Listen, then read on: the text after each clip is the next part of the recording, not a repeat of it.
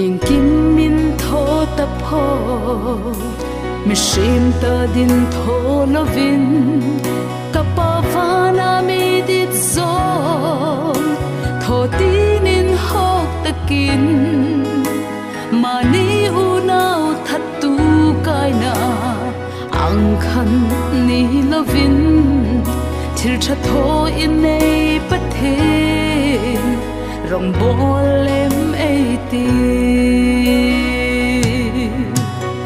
ing ding a phong kim ta ka ping su kam ei ni a amma isu nung zuya thil tha tho ding ei ni thil tha tho ding in i kut phar in i ke pen sokro pathenin thil tha tho tu hai a thei ngil ngai no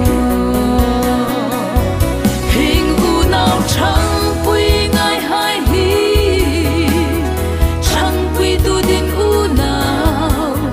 nang no chu tu dang ngam an ma a hun taka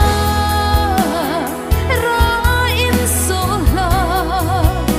ei pa pathen nge kham thil tha tho a nung zui tu ring din ami ditin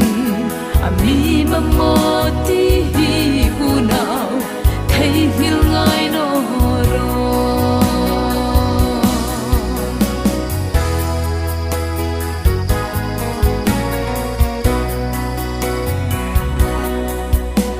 mi hai ta ding ngamal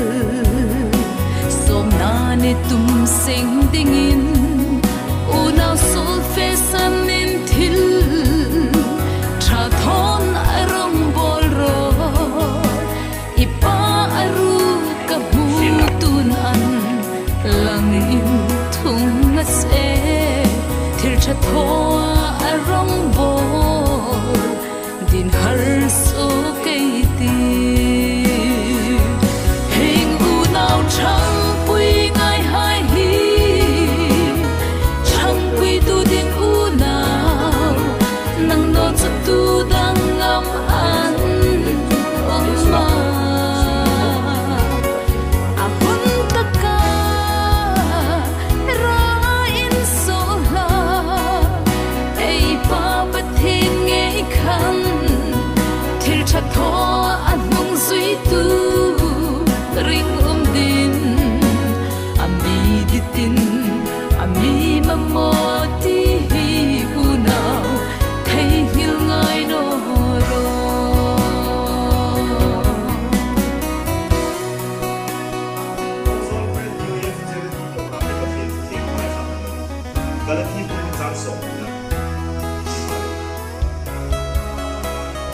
Krista kuma kemte in kapunta isin la kom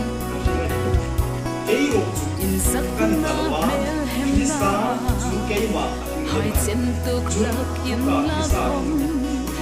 unau be to ngel no ei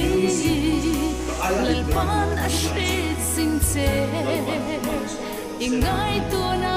hai ang in thil khum klum no sin khom thil tha tho pe ya isu nong zui ding